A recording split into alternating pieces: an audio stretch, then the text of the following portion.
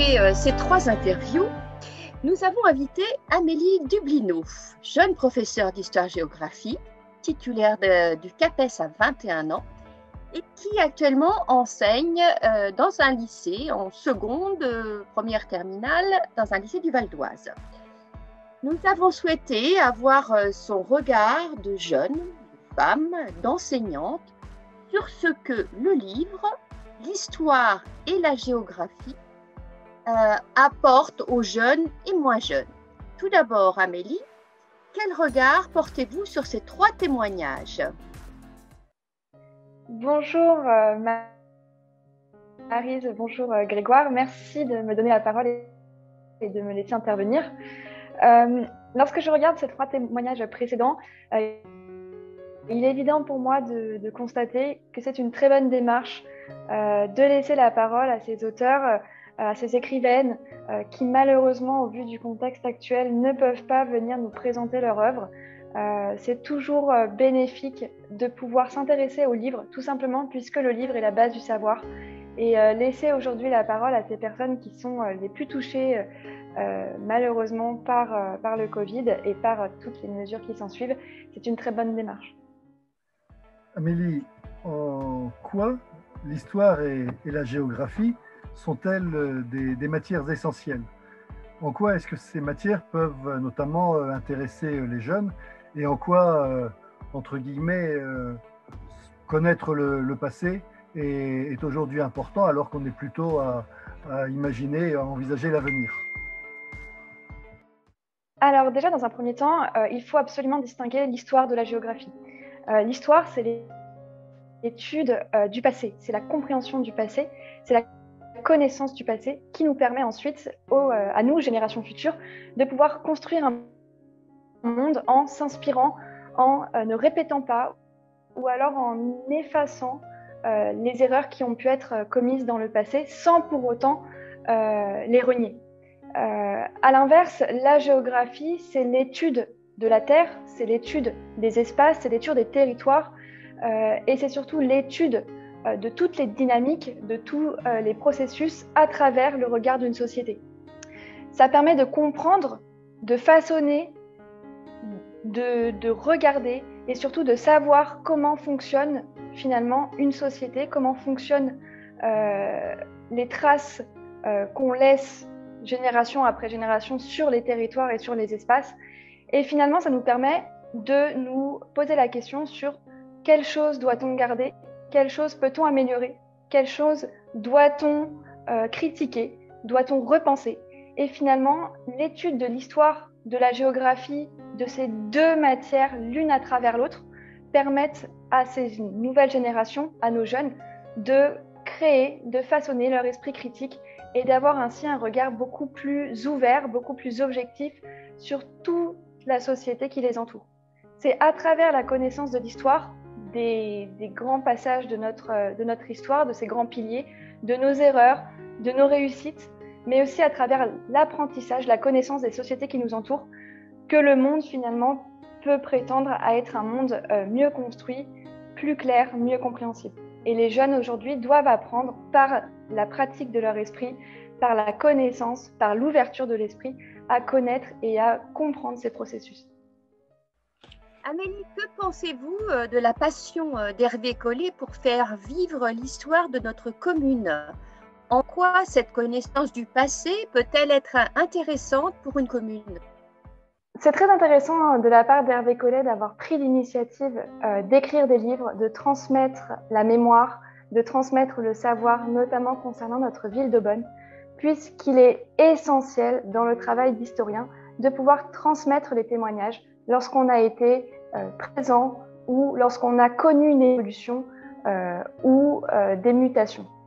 Pourquoi c'est très important? Puisque notamment à Aubonne, notre ville est riche d'histoire et d'un patrimoine qu'il faut glorifier, qu'il faut mettre en avant et surtout dont on ne doit pas avoir honte. Il est très important pour une société, notamment pour la jeunesse, de pouvoir s'identifier, de pouvoir comprendre le lieu dans lequel il vit, tout simplement pour l'apprécier et pour le valoriser à sa juste valeur. Hervé Collet a décidé, par sa connaissance, par ses études, par ses découvertes, de contribuer à la transmission de ce savoir et de contribuer à l'histoire d'Aubonne. Donc je l'en remercie et surtout j'invite toutes les personnes qui sont plus ou moins attachées à notre ville, mais surtout dans une démarche d'historien, de continuer à transmettre ce savoir, à transmettre ces témoignages et à transmettre toutes les connaissances qui permettent de faire d'Aubonne une ville d'histoire dont nous sommes fiers. Merci Amélie. Alors on a parlé donc d'Hervé Collet. Maintenant on pourrait parler donc d'Hervé Lejeune qui dans son livre met en avant le rôle important de l'Afrique. Et on voit aujourd'hui, Amélie, que le rapport de force entre les continents est certainement en train d'évoluer. Donc on voulait voir un petit peu quelle est toi ton analyse sur cette évolution, sur la montée en puissance de ce continent, sur aussi peut-être et en contrepartie le rôle de l'Europe. Voilà, comment vois-tu toi ce monde qui est le tien et donc qui s'annonce devant nous? Alors, ce qu'il faut bien comprendre, c'est qu'aujourd'hui, nous sommes rentrés dans un monde qu'on appelle un monde multipolaire, c'est-à-dire que la puissance est répartie dans de nouvelles puissances. Jusqu'alors, on était plutôt dans un monde bipolaire, notamment lors de la guerre froide, ou alors dans un monde où on avait cerné les puissances les plus influentes, que ce soit l'Europe, que ce soit les États-Unis. Aujourd'hui, il faut que ces anciennes puissances conjuguent avec ces puissances et ces pays émergents. On peut citer la Chine, on peut citer l'Inde notamment, ou alors la Russie, qui elle est en reconstruction économique et politique. Tout simplement pourquoi? L'économie, l'industrie, les main-d'œuvre, l'exploitation de matières premières et d'hydrocarbures ne peut se faire sans une coopération, une cohésion à l'échelle mondiale. Il faut que les États-Unis, que l'Union européenne notamment, apprennent à faire face, à discuter, à collaborer avec ces puissances émergentes, qu'on appelle pays émergents. D'autant plus que certaines de ces puissances peuvent être une réelle menace, une menace culturelle, une menace sociale, une menace politique, voire une menace religieuse. Je pense bien évidemment au conflit qui se joue actuellement au Sahel ou à la menace terroriste qui se retrouve dans les pays du Proche et du Moyen-Orient. L'Europe, l'Union européenne, doit être forte, cohérente, plus présente que jamais pour réaffirmer sa place à l'échelle mondiale et surtout pour collaborer avec ces puissances émergentes et ces puissances nouvelles qui, elles aussi, sur la scène internationale, politique, économique, sociale, culturelle, font de l'ombre à ces anciennes puissances. Donc aujourd'hui, pour la construction du monde de demain, il faut penser non plus en bipolarité, mais en multipolarité. Ce qui est essentiel, sinon on s'y perd et on met de côté des pays qui aujourd'hui doivent être inscrits dans une politique d'union à l'échelle mondiale, mais surtout de cohésion et de coopération. Amélie, quel a été le rôle des femmes dans l'histoire? Estimez-vous qu'il est suffisamment connu et reconnu? Et demain, quel rôle pour les femmes dans ce monde d'après? Alors cette question est très intéressante, tout simplement parce qu'il faut la repenser. Qui écrit l'histoire? Que ce soit à l'Antiquité, que ce soit durant l'époque médiévale, que ce soit à la Renaissance ou à l'époque moderne, que ce soit durant le monde contemporain. Les sources et les témoignages que nous avons sont majoritairement masculins. Or, l'histoire d'un point de vue masculin n'est pas du tout la même histoire d'un point de vue féminin. L'exemple qu'on peut prendre, c'est Olympe de Gouges lors de la Révolution française. Elle a été mise de côté par les écrits de Lamartine, de Thiers ou encore de Michelet. Alors que, je le rappelle, c'est quand même l'investigatrice, l'institutrice de cette fameuse Déclaration des droits de la femme et de la citoyenne en 1791. Donc, pour véritablement apprécier la place de la femme dans l'histoire, il faut se pencher sur le rôle de la femme. Et ces études sont en plein essor, sont en pleine remise en question. L'historiographie se penche aujourd'hui très sérieusement sur cette place féminine, puisque la société est faite d'hommes et de femmes. Donc pour pouvoir comprendre la place de la femme, il faut leur laisser la parole. Il faut que ce soit elles qui puissent témoigner, qui puissent expliquer leurs ressentis, qui puissent dire leurs limites, leurs succès, leurs réussites. C'est pour cela que lors du début du XXIe siècle, les études historiennes et historiques ont permis un renouvellement de la matière Et aujourd'hui, de nouvelles études sont portées sur la femme et sur son rôle à travers l'histoire. Je pense que pour comprendre une société, il faut donner la parole à cette société. Pour comprendre le fonctionnement d'une société, il faut donner la parole à tous les acteurs de cette société. Il est essentiel pour moi aujourd'hui de laisser la place de la femme une place majeure, une place importante, sans effacer celle de l'homme, mais de leur laisser la parole. Et c'est pour ça qu'aujourd'hui, je soutiens fortement ces mouvements qui donnent la parole à ceux qu'on n'entend pas, car on ne peut pas comprendre leur point de vue, on ne peut pas comprendre leur histoire si ce ne sont pas ces personnes-là qui la racontent. Amélie, de plus en plus de femmes font des études longues et de plus en plus pointues.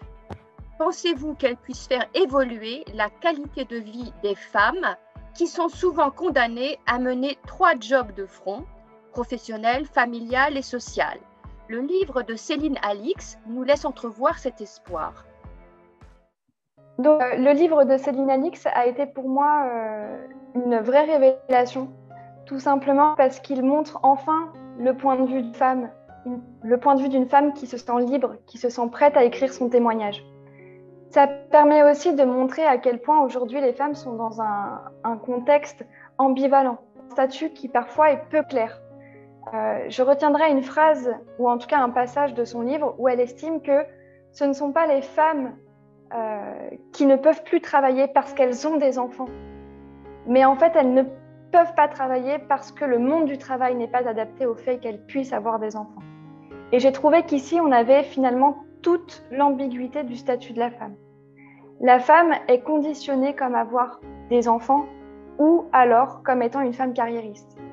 Aujourd'hui, au XXIe siècle, on essaye de passer ces stéréotypes, ces clichés, et de montrer que finalement, une femme peut être une mère, une femme peut être une femme à succès, une femme peut être carriériste, mais en tout cas qu'une femme reste une femme. Et on ne peut pas lui demander de faire des choix puisqu'on n'impose pas ces choix-là à l'homme. Donc il devient très important, ou en tout cas primordial, de comprendre, d'analyser, de repenser la société en fonction des limites ou des possibilités que chaque acteur de cette société lui offre. Merci Amélie encore une fois. Et une toute dernière question. Quid de votre dernier livre ou de celui qui vous a le plus marqué? Alors, le dernier livre que j'ai lu, c'est celui-ci, donc En un combat de John Steinbeck, donc, qui raconte finalement l'histoire de 2 hommes communistes durant l'entre-deux-guerres aux États-Unis qui vont essayer de mettre en place une grève. Et ce qui est important et ce qui est intéressant dans ce livre-là, c'est qu'on voit que parfois, pour obtenir des droits, on doit justement bafouer certaines libertés, bafouer certaines règles, bafouer certaines lois. Et j'ai trouvé que c'était une bonne remise en question, et notamment dans le contexte actuel que l'on peut vivre, et surtout une bonne réflexion autour de notre société. Et enfin, un des livres qui m'a le plus marqué, c'est Rhinocéros de Jeanne Ionesco. Donc il est quand même assez connu et assez étudié. Tout simplement puisque c'est aussi une vision de l'histoire, mais cette fois-ci bien évidemment liée au théâtre de l'absurde. Et ça montre à quel point le totalitarisme, donc c'est un livre qui a été écrit après la Seconde Guerre mondiale, a finalement forgé des esprits, influencé des esprits. Et à la fin, ce qui est intéressant, c'est que le dernier homme qui n'est pas touché par cette épidémie qui s'appelle la rhinocérite se dit comme le seul homme restant sur Terre et qui ne voudrait en aucun cas attraper et être pareil et similaire aux autres. Donc pareil, j'ai trouvé que c'est un livre qui m'a marqué et que j'apprécie particulièrement. Merci Amélie. Eh bien voilà, nous arrivons bientôt au terme de cette émission, mais il nous reste encore un sujet à traiter. Nous avons en effet beaucoup parlé de livres, d'histoire, de géographie, de compréhension de notre monde, de transmission des savoirs. On a parlé de la culture et on s'est rendu compte combien cette culture était essentielle. Alors Maryse, je me tourne maintenant vers toi, toi qui as été première adjointe, donc notamment en charge de la culture et de la vie locale. Et Maryse, je voulais te demander et te poser la question suivante. Pourquoi est-ce qu'il était pour nous aussi important de mettre la culture autant en valeur? Quel était le message politique que nous entendions ainsi véhiculer? Merci Grégoire. La culture, pour nous, est le fondement de notre société. Elle permet la rencontre, des rencontres, rencontre des œuvres, rencontre de l'autre, la rencontre de l'ouverture d'autres mondes, de mondes différents. Elle permet de créer du lien aussi entre les habitants. Nous voyons d'autant plus son importance tant nous sommes en ce moment privés de culture actuellement. La vie culturelle que nous avons mis en place a permis de faire rayonner notre ville bien au-delà d'Aubonne, et ce dynamisme nous a permis de créer de nombreux partenariats et d'obtenir de nombreuses subventions, et ainsi de créer un cercle vertueux.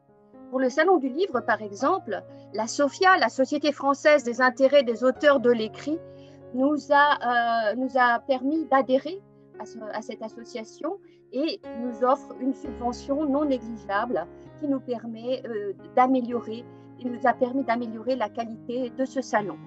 De même, la Fondation Orange nous a aussi reconnu la qualité de ce salon du livre. Merci Marie. Est-ce que tu peux maintenant nous donner quelques exemples de ce que tu as mis en place tout au long de ton mandat? Alors, durant notre mandat, nous avons eu le plaisir de diversifier considérablement l'offre culturelle sur Aubonne, de façon à ce que chacun, quels que soient ses goûts, son âge ou son milieu social, puisse trouver à se nourrir d'une culture variée. Nous avons commencé par installer le cinéma dans l'Orange Bleu. Ce cinéma nous a permis de créer des partenariats avec le département et de proposer école au cinéma et collège au cinéma.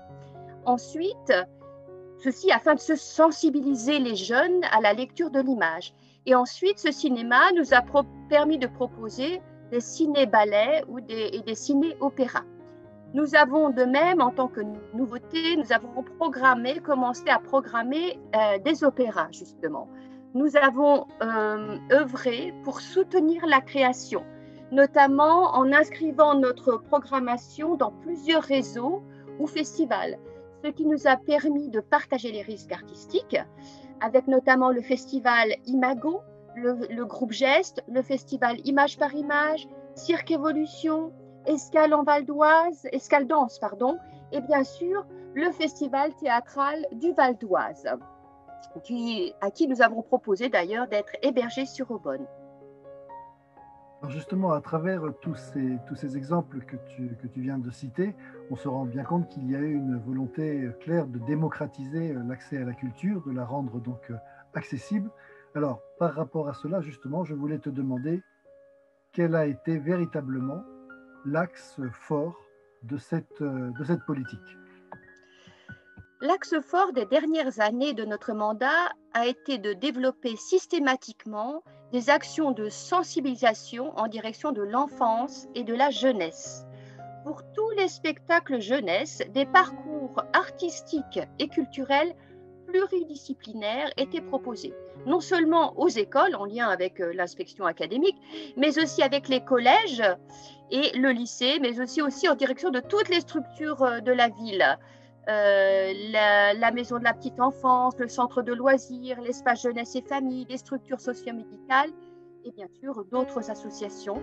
Tout ça a permis de sensibiliser les élèves au spectacle, de leur donner l'occasion de s'approprier cet espace culturel comme lieu de vie pour leur faire découvrir le théâtre et ses métiers, de rencontrer des artistes, d'expérimenter par la pratique, d'apprendre à mettre des mots sur ses émotions et à partager, à aiguiser son sens critique, à développer son imaginaire.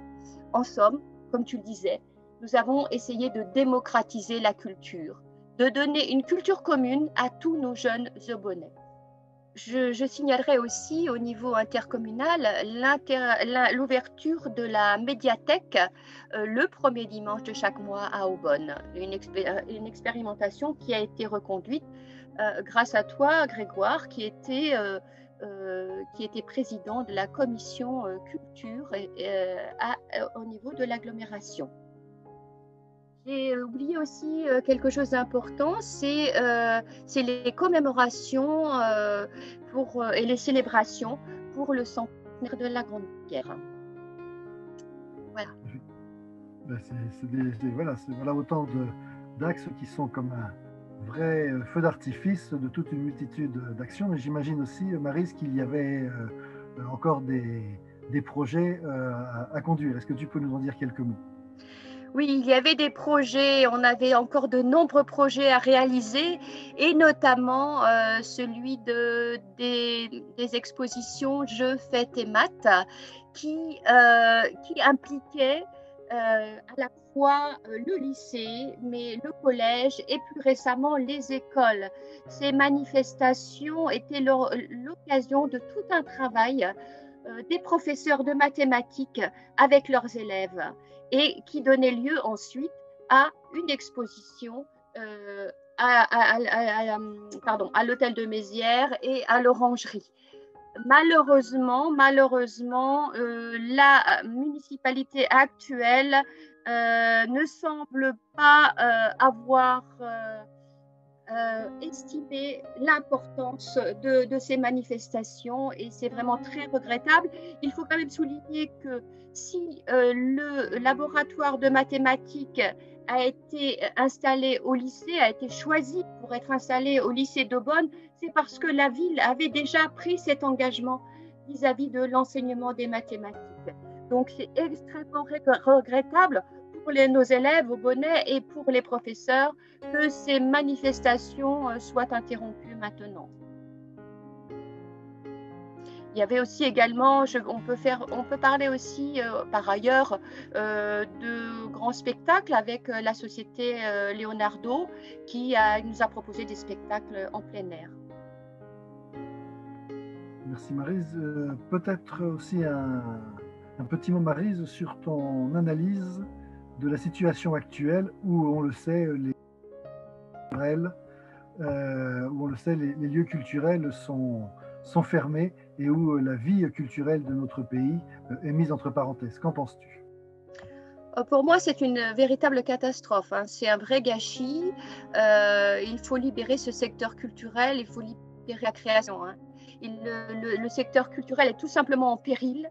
Bien sûr financièrement, car peu d'artistes peuvent travailler actuellement et sont encore rémunérés, mais aussi les artistes ne peuvent pas travailler ils ne peuvent pas créer sans public. Pour eux, c'est extrêmement difficile. Alors en plus, non seulement les artistes, mais aussi les spectateurs, nous, simples spectateurs, eh bien, nous sommes aussi malades. Certains sont psychologiquement malades de ne plus avoir de culture.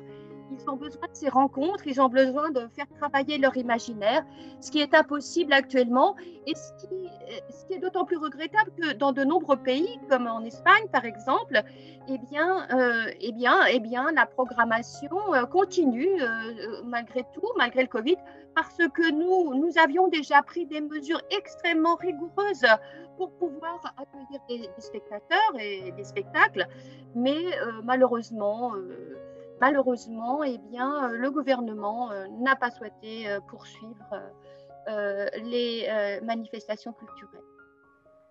Alors effectivement, il faut dire quand même, puisqu'on va parler du Salon du Livre, on a parlé du Salon du Livre, que la seule bouffée d'optimisme, bien sûr, c'était la lecture, qui a fini par être considérée comme un bien essentiel. C'est un combat que nous avons livré depuis longtemps, hein, tant nous en sommes convaincus. Mais puis nous l'avons démontré, comme je vous le disais tout à l'heure, avec l'ouverture de la médiathèque le premier dimanche de chaque mois. Si vous souhaitez commander des livres, surtout, vous pouvez le faire dans la librairie 1001 Feuilles, avenue de l'Europe à Aubonne. Le faire, c'est aussi manifester notre soutien au commerce de proximité. Je vous remercie, à très bientôt. Merci Maryse pour tes propos, merci pour notamment cet appel effectivement à faire vivre nos commerces de proximité, pour aller commander des livres. Je crois qu'on l'a vu tout au cours de cette émission, Maryse, avec toi, avec nos intervenants, avec les différents regards qui ont été portés sur les livres, que les livres, eh bien, ce sont des histoires, c'est surtout une capacité à transmettre des connaissances, à transmettre des savoirs, à transmettre des passions, à transmettre des envies. C'est quelque chose qui nous lie, qui nous relie fortement. La culture, c'est le point, certainement l'un des points centraux, l'un des points fédérateurs dans notre monde, et c'est pourquoi il est extrêmement important de pouvoir la privilégier. Mais au-delà, et c'est ce que tu as très bien mis en avant, c'est aussi savoir la démocratiser, la rendre accessible, parce qu'on ne peut bien se comprendre que lorsque l'on partage ce qui a été dit, c'est-à-dire une même histoire, un même passé, puisque c'est en connaissant bien son histoire, son passé, que l'on sait comment aller de l'avant. Mais il faut aussi reconnaître que la culture est un formidable vecteur de cohésion sociale, on l'a vu, mais aussi de cohésion économique, de cohésion territoriale. Bon nombre d'entreprises viennent s'implanter dans des communes qui sont riches de leur offre culturelle parce qu'il y a une animation avec un A majuscule, il y a une vie importante qui est donnée à travers les spectacles culturels, et c'est pour ça que nous te rejoignons toutes et tous ici à regarder cette émission ou à la faire. Nous te rejoignons, Maryse, pour dire que c'est vraiment inadmissible que cette culture soit aujourd'hui mise entre parenthèses depuis de si longs mois, et nous avons bien entendu une pensée toute particulière pour celles et ceux qui vivent de la culture, et celles et ceux qui surtout, à travers leur métier, nous font partager leurs passions, leurs émotions. Donc voilà ce que je voulais dire en conclusion. Oui, il est grand temps de libérer la culture. Oui, il faut aussi renforcer la force du savoir à travers la lecture, et il ne faut peut-être pas oublier ce que nous disait notamment le général de Gaulle, et peut-être terminer par cette citation qu'il a faite, où il disait que la culture domine tout, elle est la condition sine qua non de notre civilisation. Voilà, Maryse, un grand merci pour cette co-animation, un grand merci à vous toutes et tous pour nous avoir suivis. Et c'est ainsi que s'achève le second volet de notre émission Livres et Histoires, une ambition à renouveler. Nous vous souhaitons à toutes et tous une très bonne soirée. Bonsoir à vous. Bonsoir.